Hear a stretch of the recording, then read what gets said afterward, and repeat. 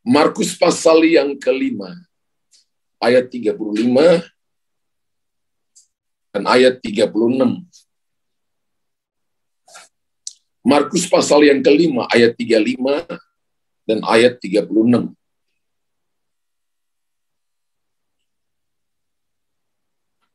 Ketika Yesus masih berbicara, datanglah orang dari keluarga kepala rumah ibadat itu dan berkata, "Anakmu sudah mati, apa perlunya lagi engkau menyusahkan guru?" Tetapi Yesus tidak menghiraukan perkataan mereka dan berkata kepada kepala rumah ibadat, "Jangan takut, percaya saja."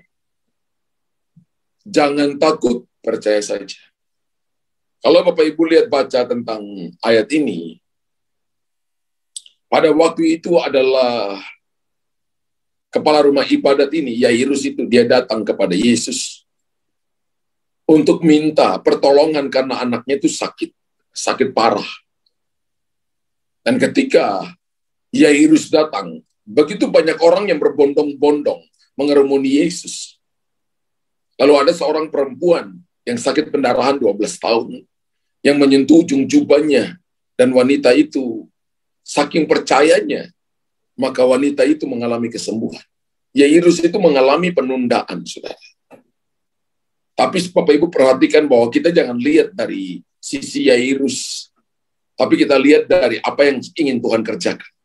Bahwa satu kali Tuhan berjalan menuju ke rumah Yairus, 2 mujizat terjadi sekaligus. Dan kita mau belajar pagi hari ini tentang Tuhan mau berkata ayat 36 bagian terakhir, percaya saja.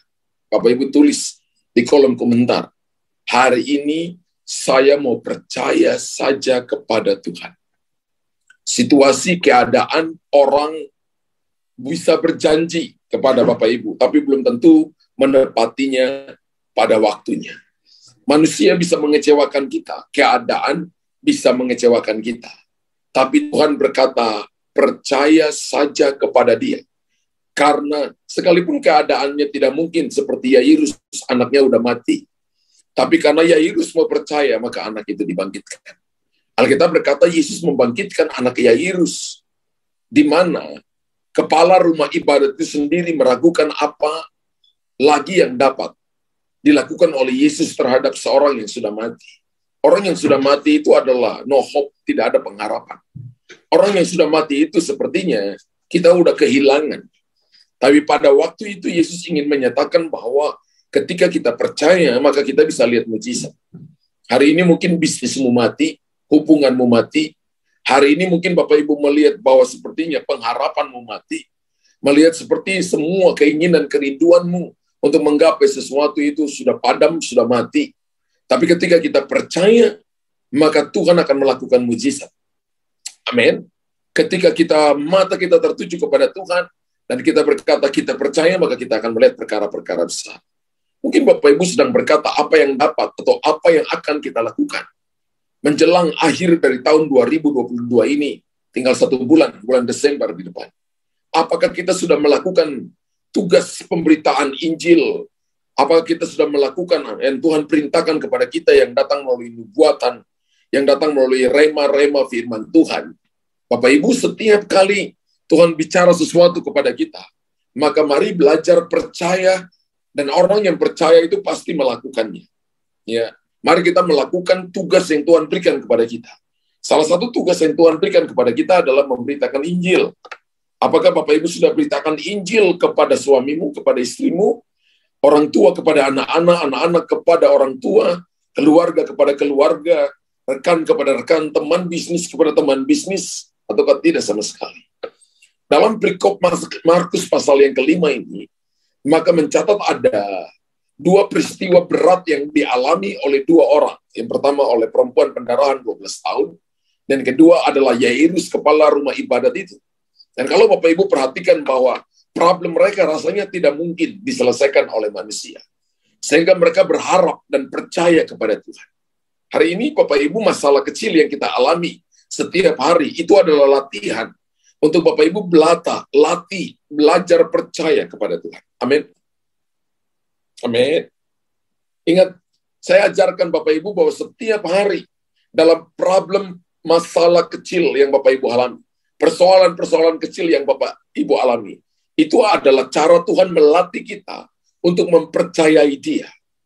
Ketika Bapak Ibu ada serahkan kepada Tuhan, ketika ada persoalan Bapak Ibu serahkan kepada Tuhan, maka kita akan lihat perkara besar. Alkitab katakan, Yairus dan wanita yang pendarahan 12 tahun ini mengalami problem besar. Tapi Yesus berkata, jangan takut, percaya saja. Saya percaya ini adalah sebuah deklarasi, pernyataan yang sangat menyejukkan hati kita. Percaya saja, seorang yang sudah mati, yang tidak mungkin dibangkitkan oleh manusia biasa, termasuk Yairus kepala rumah ibadat, tidak mungkin lagi melakukan itu. Ketika berita itu datang, semua orang mendengarnya. Harusnya Yesus bisa sampai ke rumahnya sebelum anaknya mati. Tapi dihalau oleh perempuan pendarahan 12 tahun. Tapi Bapak Ibu dengar baik-baik, mungkin Anda juga mengalami problem, masalah terobosan tertunda dalam doamu. Anda mengalami tantangan-tantangan yang menghalangi langkah-langkahmu. Itu adalah cara Tuhan melatih hati kita untuk terus percaya kepada Dia. Percaya saja adalah pernyataan yang sangat menyejukkan hati. Bukan cuma Anda, tapi juga saya. Dan di dunia ini, Bapak Ibu perhatikan, bahwa sedang terjadi begitu banyak hal yang mencekam. Kita perlu berdoa kepada saudara-saudara kita yang sedang mengalami masalah karena gempa dan sebagainya. Tapi ke depan adalah masalah-masalah yang sangat mencekam, yang sangat menakutkan. Kejahatan akan merajalela di mana-mana, yang akan membuat Bapak Ibu akan melihat bahwa orang akan kehilangan nyawa, kehilangan harta benda, kehilangan posisi, kehilangan jabatan, kehilangan begitu banyak hal yang ada pada mereka. Tapi Tuhan berkata, percaya saja, Anda nggak akan kehilangan apa-apa. Bagi Yairus, dia sudah kehilangan anaknya yang paling dia kasihi. Tapi ketika dia percaya, dia akan menerimanya kembali. Memang tidak salah bila kita berdoa agar dunia semakin baik. Itu nggak salah, itu merupakan bagian yang Tuhan taruh dalam hati saudara dan saya. Tidak salah kalau kita berdoa supaya kejahatan menurun. Orang semakin saling mengasihi sesamanya.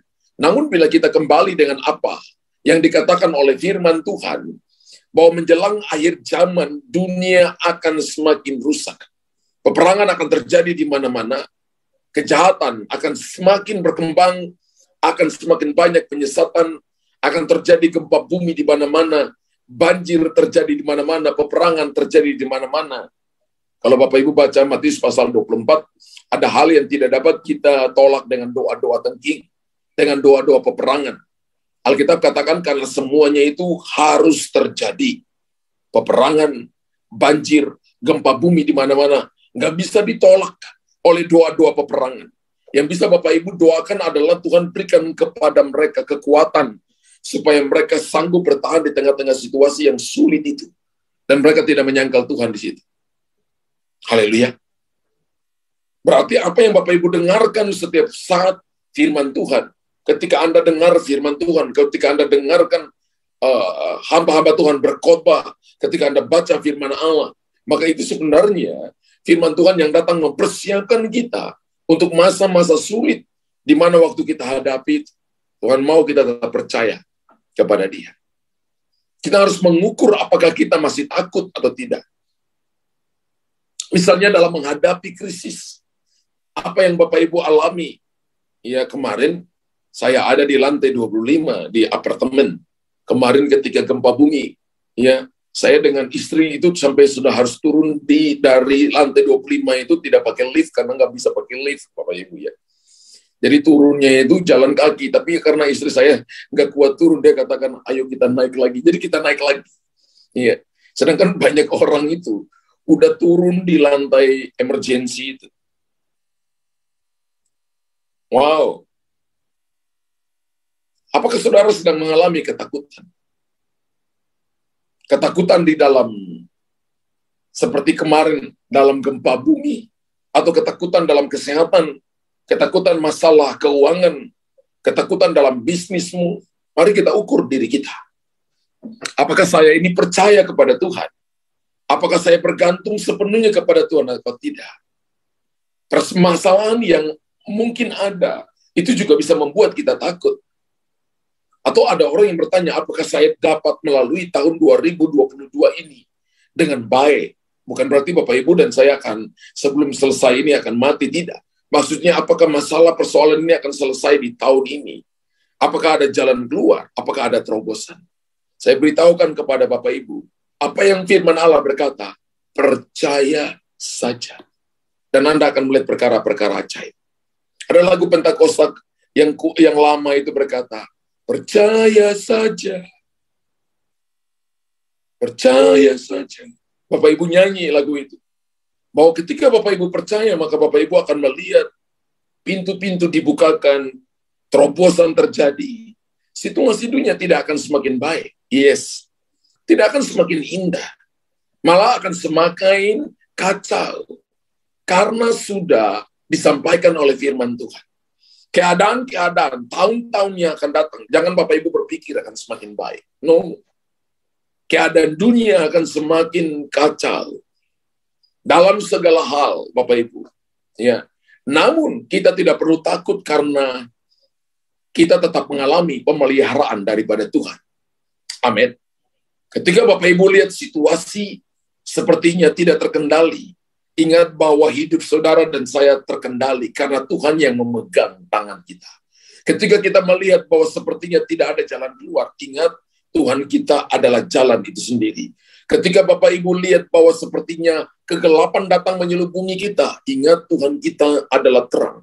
Ingat ketika orang berkata, ayo berlari, dan ketika Anda lihat bahwa orang lain tetap duduk, tetap Anda berlari, maka lama-lama orang yang duduk pun akan ikut berlari. Kalau Anda berlari dan Anda lihat orang sudah terbang, jangan cuma berlari, mulailah terbang. Maka Anda akan dapat kekuatan yang baru. Orang yang percaya kepada Tuhan akan mengalami ekspresi-ekspresi karunia, peningkatan kepercayaan yang lebih. Apa yang Alkitab katakan tentang contoh Yusuf, Daniel, Sadrak, Mesak, Abednego, membuktikan bahwa pemeliharaan Tuhan yang ajaib bagi orang-orang yang percaya kepada Dia masih terjadi sampai hari ini. Mari kita belajar, ada beberapa hal yang perlu kita pelajari saat ini. Yang pertama adalah begini, kita lihat Ibrani 13 ayat yang kelima dulu. Ibrani 13 ayat yang kelima, firman Allah berkata, terutama ayat 5 bagian B, oke. Janganlah kamu menjadi hamba uang dan cukupkanlah dirimu dengan apa yang ada pada. Karena Allah, dikatakan gini, karena Allah telah berfirman, aku sekali-kali tidak akan membiarkan engkau. Dan aku sekali-kali tidak akan meninggalkan engkau. Hal pertama yang Bapak Ibu harus tahu, dari sisi Tuhan adalah begini, Tuhan tidak akan pernah meninggalkan saya. Tuhan tidak akan pernah meninggalkan kita. Bapak Ibu tulis di kolom komentar, hal pertama yang saya perlu tahu seumur hidup saya adalah Tuhan tidak akan pernah meninggalkan saya. Kalau Bapak Ibu tahu bahwa Tuhan tidak akan pernah meninggalkan kita, lalu dari sisi kita apa yang harus kita lakukan? Percaya saja. Amin. Karena Tuhan tidak mungkin berdusta, Dia tidak mungkin bohong. Dari sisi Tuhan, Tuhan berkata, aku sekali-kali tidak akan pernah meninggalkan engkau. Tapi dari sisi kita, Tuhan mau kita percaya saja. Ketika Bapak Ibu percaya saja, maka Bapak Ibu akan melihat perkara-perkara ajaib dan hebat. Mari jangan jadi orang Kristen yang manja, tapi jadilah orang Kristen yang bertumbuh, yang menjadi orang Kristen yang dewasa. Jadilah orang Kristen yang tidak hanya cuma mau didoain, tapi Bapak Ibu mulai punya kehidupan pribadimu dengan Tuhan. Punya keintiman dengan Tuhan. Ada waktu-waktu quality time-mu dengan Tuhan. Itu bukti bahwa Anda sangat percaya kepada Tuhan. Karena orang yang berdoa itu adalah bukti bahwa dia tidak mampu dengan kekuatannya sendiri. Tidak mampu dengan pemikirannya sendiri. Tidak mampu dengan kekayaannya sendiri. Tapi dia percaya bahwa ada satu kekuatan yang melampaui apa yang dia miliki. Yaitu kekuatan Tuhan melalui doa itu akan dimanifestasi kepada saudara. Amin. Makanya Bapak Ibu jangan sampai kita meremehkan apa yang Tuhan katakan kepada Yairus. Bagi Yairus, apa mungkin Karena Tuhan berkata begini, percaya saja. Tapi ketika Yairus menguatkan hatinya dan dia melihat mujizat, anaknya dibangkitkan. Tuhan kita adalah Tuhan yang penuh kuasa. Ketika Bapak Ibu percaya, maka dia selalu hadir bersama-sama dengan kita. Amin. Ibrani pasal 11, Ibrani 11 ayat yang ke-6. Coba kita mundur 2 ayat, 2 pasal. Ibrani 11 ayat yang ke-6. Barang siapa, tetapi tanpa iman tidak mungkin orang berkenan kepada Allah. Sebab barang siapa berpaling kepada Allah, ia harus percaya bahwa Allah ada. Dan bahwa Allah memberi upah kepada orang yang sungguh-sungguh mencari Dia.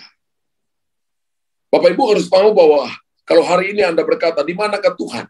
Ketika saya memerlukan pertolongannya, Dia ada pada percaya. Sebab barang siapa, dikatakan begini, berpaling kepada Allah, ia harus percaya bahwa Allah ada. Menghadirkan Tuhan dengan percaya. Ketika Bapak Ibu katakan, Tuhan aku percaya, mujizat terjadi. Anda dapat upah, Anda dapat mujizat, Anda dapat terobosan, Anda dapat perkara-perkara besar. Ketika Bapak Ibu baca firman Tuhan, dan firman Tuhan berkata, percaya saja bahwa engkau sembuh, percayalah aku sembuh. Percaya saja bahwa engkau lihat terobosan, percayalah terobosan terjadi. Ketika engkau percaya bahwa masalah selesai, percaya bahwa masalah diselesaikan. Ketika Tuhan berkata, aku akan memulihkan keadaanmu, percaya saja. Maka engkau menghadirkan Tuhan di situ. Karena ketika engkau percaya, maka engkau sedang memanifestasikan seluruh keilahian Tuhan. Dalam kehidupan, dalam keluargamu, dalam bisnismu, dalam pekerjaan, dan dalam pelayananmu. Tuhan Yesus sendiri yang menyatakan bahwa Dia sekali-kali tidak akan meninggalkan kita. Dia sekali-kali tidak akan membiarkan kita. Namun seberapa banyak di antara kita yang sering melupakan Tuhan dan meninggalkan Tuhan. Berapa banyak daripada kita yang mengesampingkan Tuhan, lalu kita mulai menggantungkan diri kepada kekuatan kita dan kepada orang lain. Padahal Bapak Ibu tahu bahwa Tuhan selalu tersedia, siap sedia membantu kita dalam segala persoalan. Haleluya. Jadi hal yang pertama Bapak Ibu harus ingat, Tuhan tidak akan pernah meninggalkan kita, membiarkan kita. Percaya saja. Yang kedua, Ulangan 32 ayat 10 berkata begini. Ulangan 32 ayat 10, didapatinya dia di suatu negeri, di padang gurun, di tengah-tengah ketandusan, dan auman padang belantara. Dikelilinginya dia, dan diawasinya, dijaganya sebagai biji matanya. Ketika Bapak Ibu percaya kepada Tuhan, maka Bapak Ibu akan dalam proteksi Tuhan, perlindungan Tuhan. Dikatakan kita akan dikelilingi, diawasi, dijaga. Kita akan mengalami triple D, 3D. Yaitu dikelilinginya, diawasinya, dijaganya. Berarti Anda ada dalam God's protection. Proteksinya Tuhan. Perlindungan Tuhan bukan cuma Tuhan jaga saudara, tapi Tuhan juga supply saudara. Penyediaan Tuhan ada pada kita. Amin. Jadi sebenarnya orang yang percaya kepada Tuhan untungnya lebih banyak daripada mereka yang tidak percaya. Mereka yang mendekatkan diri kepada Tuhan untungnya lebih banyak. Karena Alkitab berkata bahwa Tuhan sekali-sekali tidak akan pernah meninggalkan kita. Tapi Dia juga akan melindungi, menjagai kita. Di mana? Di tengah-tengah ketandusan, auman padang belantara. Bicara tentang krisis, bicara tentang masalah, bicara tentang persoalan, keadaan yang betul-betul tidak membawa keuntungan, bahkan membawa ketakutan bagi kita. Alkitab katakan Tuhan menjaga kita. Ke depan Bapak Ibu akan melihat gempa bumi, banjir, peperangan akan semakin meningkat. Dan kita akan bisa menonton itu melalui media, melalui handphone kita. Media elektronik, bahkan media cetak kita akan bisa melihat. Itu akan mendatangkan ketakutan kepada kita. Tapi Alkitab menjamin bahwa orang yang percaya kepada Tuhan dapat perlindungannya. Bapak Ibu tulis di kolom komentar. Alkitab menjamin, Tuhan menjamin, orang yang percaya kepada Tuhan dapat perlindungan daripada Tuhan. Perlindungan pribadi, perlindungan dalam bisnis, perlindungan dalam pekerjaannya, perlindungan dalam pelayanan, dalam segala hal, Tuhan akan mengawasi dan melindungi kita.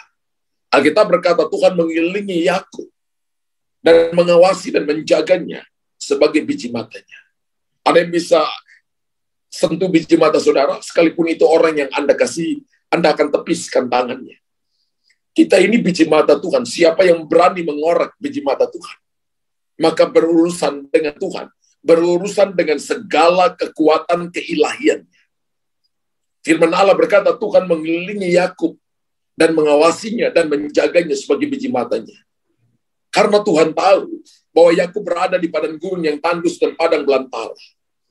Hari ini juga sama.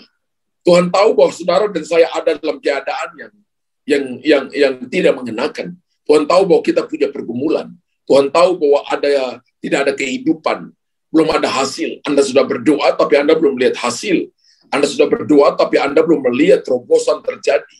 Tapi ingat bahwa perlindungan Tuhan itu selalu ada bersama-sama dengan saudara. Amin. Tuhan memelihara kita. Seperti itu. Dia tidak mengizinkan satu orang pun menjamah kita. Dia tidak mengizinkan satu kekuatan pun menyentuh kita. Karena kita biji matanya. Dan Tuhan akan menutup jalan orang yang berusaha menjahati kita. Ketika Anda terus percaya kepada Dia. Mungkin hari ini Bapak Ibu dan saya berdoa sungguh-sungguh. Tapi kita tidak bisa menyenangkan semua orang. Anda ikut Tuhan sungguh-sungguh. Tapi ada orang yang like and dislike kepada saudara. Ada yang suka dan ada yang tidak suka kepada Anda. Tetap percaya perlindungan Tuhan. Tetap percaya bahwa Tuhan Immanuel tidak pernah meninggalkan kita, tapi tetap menjaga kita. Yang ketiga adalah Tuhan sanggup menyelesaikan segala masalah bagi kita.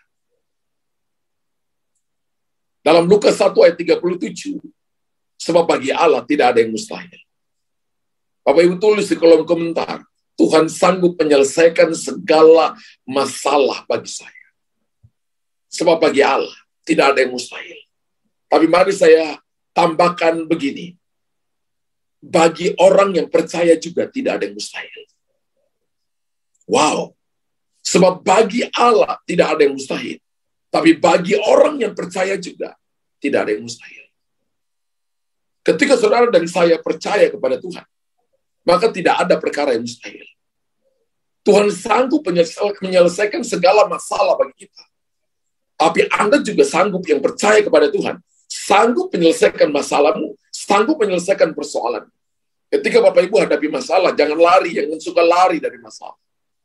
Tapi kita dipanggil menjadi orang percaya.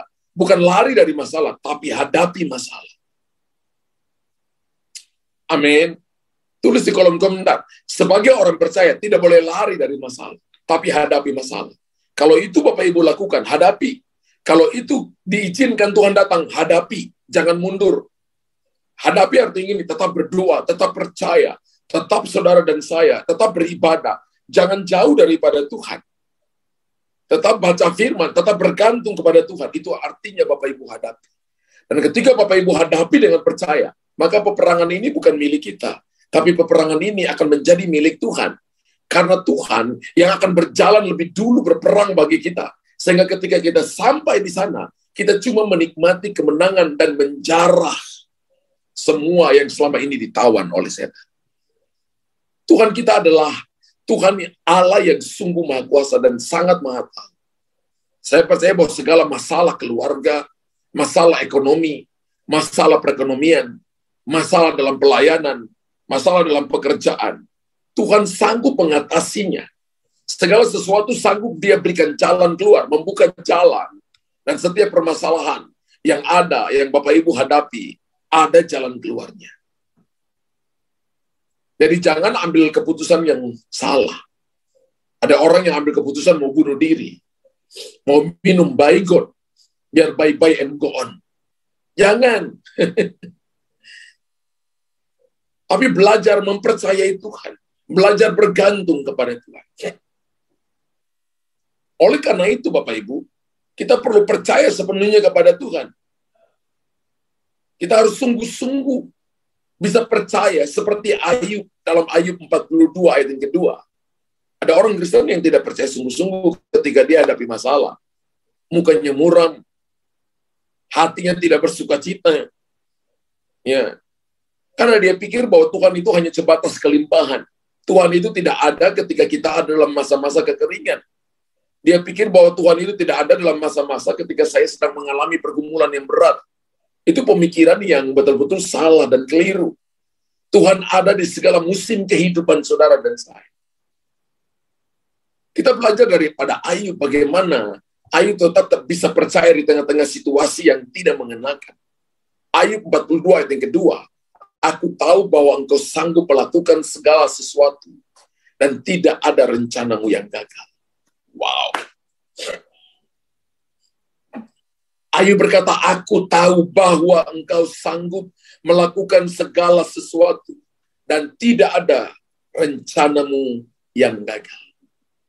Bisakah Bapak Ibu katakan itu? Aku tahu bahwa engkau sanggup melakukan segala sesuatu dan tidak ada rencanamu yang gagal.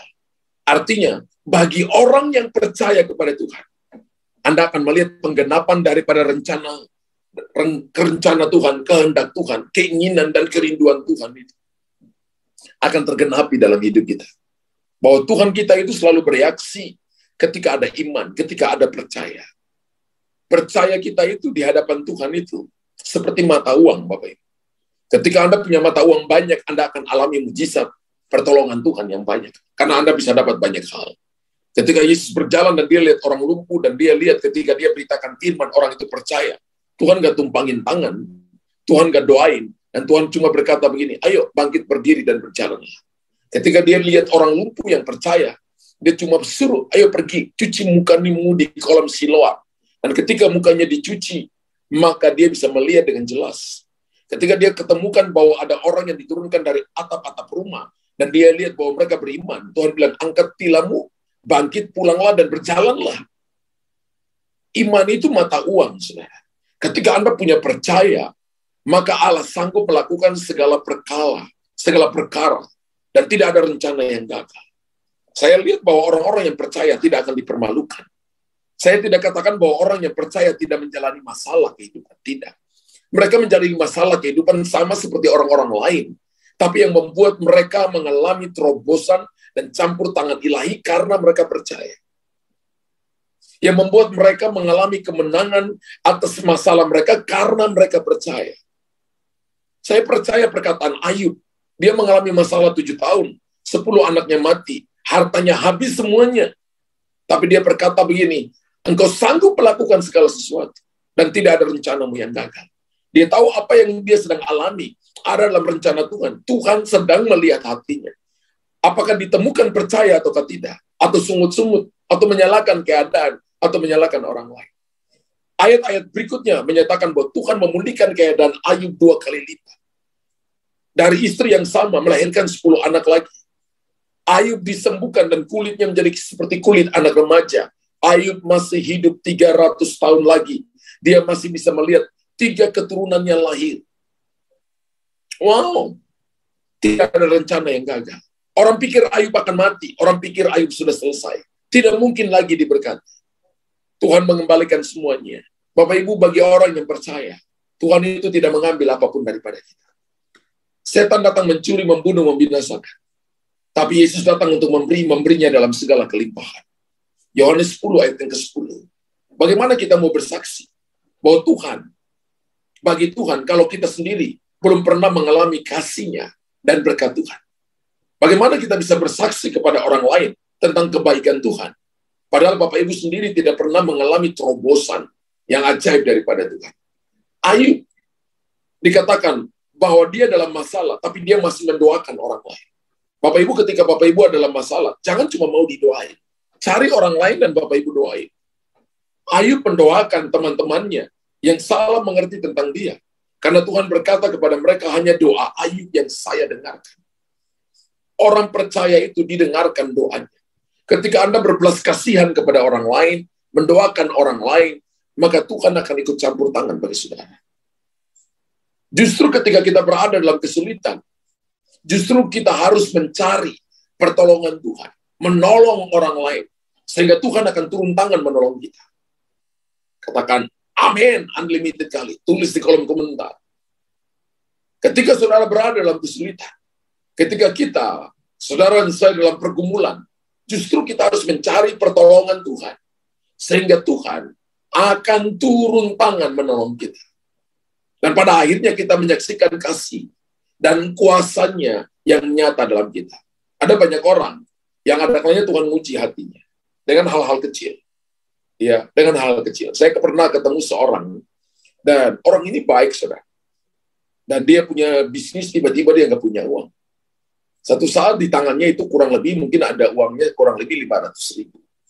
Dan ada orang yang datang kepada dia, dan berkata, Pak, saya butuh, anak saya nggak makan sudah beberapa hari ini. Dia juga sedang, kondisinya juga, 500.000 bagi dia itu nggak cukup bagi dia. Tapi sepertinya ada dorongan di hatinya, untuk dia memberi kepada ibu itu.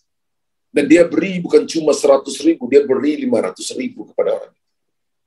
Dan ibu itu pulang, ibu itu nangis. Karena bagi dia 500.000 akan menolong dia dalam beberapa hari ke depan. Dan ketika dia pulang, bapaknya duduk di kursinya. Lalu dia dengar, Tuhan berkata, kamu memiutangi aku. Dia coba cari siapa yang bicara. Dia nggak lihat orang, tapi dia tahu itu suara Tuhan.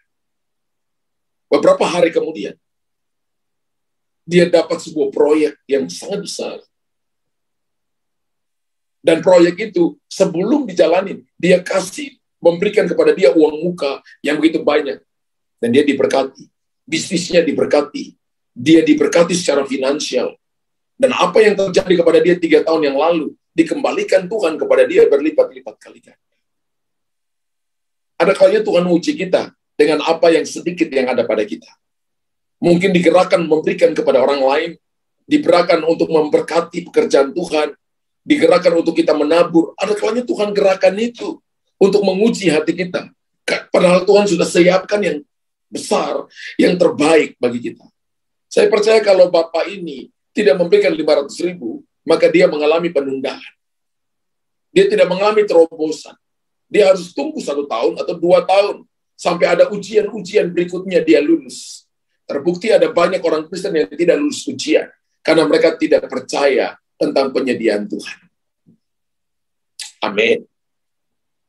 Ternyata penyediaan Tuhan lebih banyak daripada hitung-hitungan di kepala kita. Bapak Ibu tulis di kolom komentar. Penyediaan Tuhan itu lebih banyak dari hitung-hitungan di kepala kita. Sudahkah engkau mempercayakan hidupmu ke dalam tangannya? Ketika Bapak Ibu mempercayakan hidup ke dalam tangan Tuhan, wow. Ibrani 10 ayat 25 berkata, janganlah kita menjauhkan diri dari pertemuan-pertemuan ibadah kita. Seperti dibiasakan oleh beberapa orang. Tapi marilah kita saling menasihati dan semakin giat melakukannya menjelang hari Tuhan yang mendekat. Tuhan berkata hari-hari terakhir ada banyak orang yang malas ibadah. Alkitab katakan ada banyak orang yang malas datang di pertemuan-pertemuan ibadah. Mereka masa bodoh. Dan ketika itu terjadi, maka sebenarnya sedang terjadi pemisahan. Sedang terjadi pemisahan. Karena Alkitab katakan, jangan kita menjauhkan diri dari pertemuan-pertemuan ibadah kita. Seperti dibiasakan beberapa orang. Tapi marilah kita saling menasihati. Semakin giat melakukannya menjelang hari Tuhan yang mendekat. Wow. Jangan kendor kerajinanmu dalam pelayanan. Jangan kendor kerajinanmu beribadah. Jangan kendor kerajinanmu berdoa, baca firman, mendengarkan firman, dan melakukan firman. Tuhan mau kita sungguh-sungguh. Tuhan mau kita semakin giat melakukannya. Menjelang hari Tuhan yang semakin mendekat. Seperti apakah orang yang sungguh-sungguh percaya kepada Yesus? Kira-kira ciri-ciri orang yang percaya kepada Yesus yang sungguh-sungguh itu seperti apa? Mereka orang yang selalu mengandalkan Tuhan. Katakan, saya adalah orang yang selalu mengandalkan Tuhan. Mereka tidak mengandalkan kekuasaan. Mereka tidak mengandalkan kekayaan. Mereka tidak mengandalkan kekuatannya sendiri. Dan mereka juga tidak mengandalkan orang lain. Betul, Tuhan bisa pakai orang lain jadi perpanjangan tangannya. Saya setuju. Tapi tidak boleh mengandalkan kekuatan manusia. Tidak boleh mengandalkan kekuatan sendiri. Tuhan mau supaya kita mengandalkan Tuhan. Katakan yes and amen. Yeremia 17 ayat yang ke-7, diberkatilah orang yang mengandalkan Tuhan. Amin. Yang hatinya lengket dan dekat dengan Tuhan. Maka Alkitab katakan kita menjadi orang yang diberkati oleh Tuhan. Yang menaruh harapannya kepada Tuhan.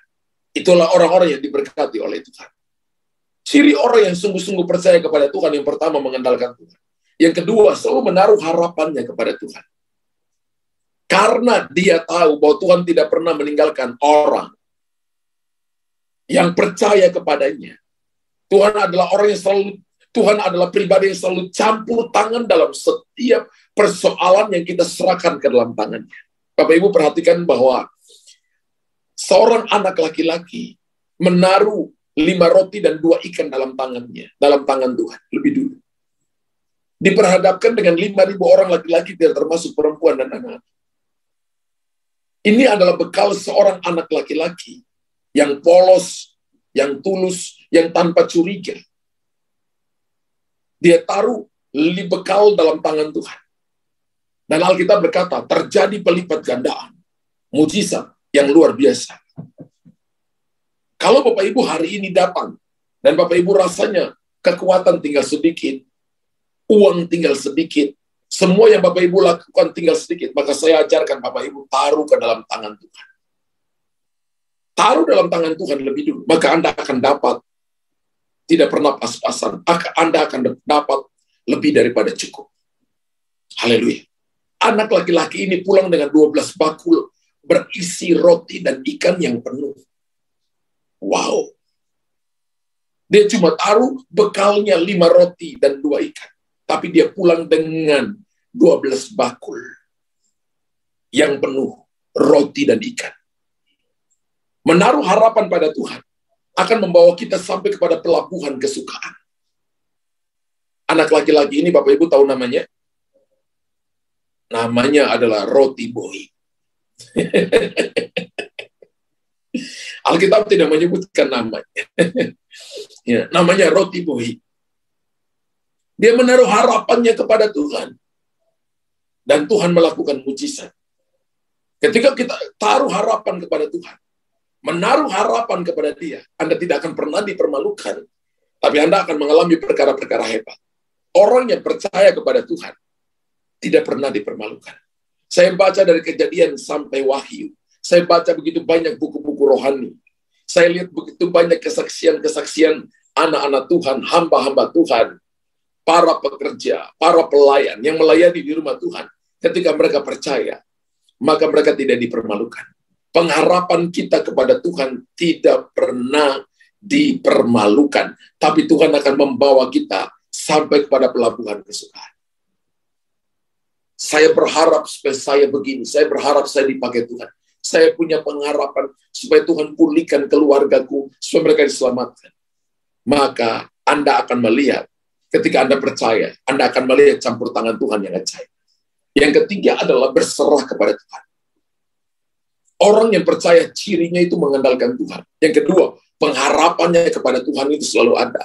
Dalam perkataan dia tunjukkan. Yang ketiga, dia selalu berserah kepada Tuhan. Ketika kita diizinkan memasuki atau mengalami kesulitan, disitulah kita diuji.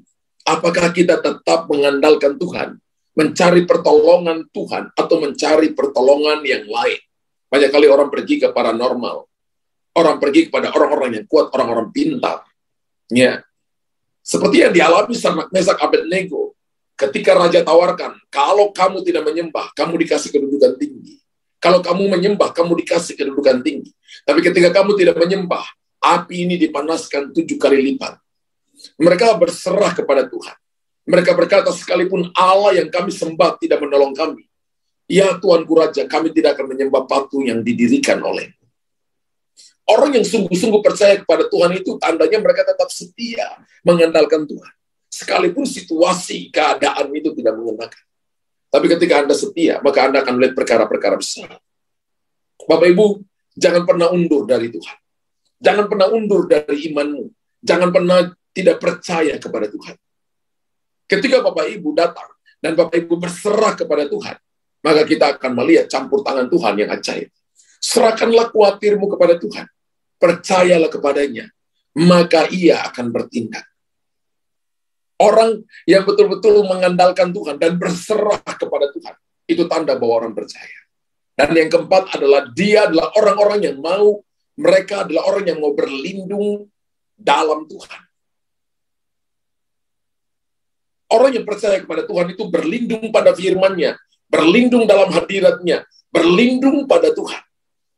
Dia tidak mengandalkan apapun. Dia tidak mengandalkan siapapun. Dia cuma tahu bahwa ada Tuhan yang bersama-sama dengan aku. Hatinya hanya tertuju kepada Tuhan. Dan dia tetap percaya begini, apapun keadaanku, maka Tuhan akan menolongku. Daniel ada dalam gua singa yang lapar. Dan malaikat diperintahkan mengatupkan mulut singa. Karena berlindung pada Tuhan. Sadrak, Mesak, Abednego percaya bahwa Tuhan akan menyertai dia, melindungi dia, menjaga dia. Padahal apinya dipanaskan 7 kali lipat. Tidak ada bau rambut, tidak ada bau kebakaran di rambut dan di baju mereka.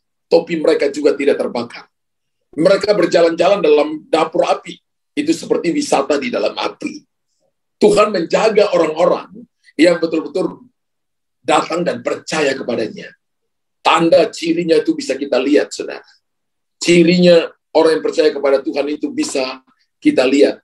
Yaitu mereka mengandalkan Tuhan, menaruh harapan pada Tuhan. Mereka berserah kepada Tuhan. Dan mereka berlindung kepada Tuhan. Bapak Ibu yang diberkati pagi hari ini oleh firman Tuhan, tulis di kolom komentar. Saya sungguh amat diberkati Tuhan pagi hari ini.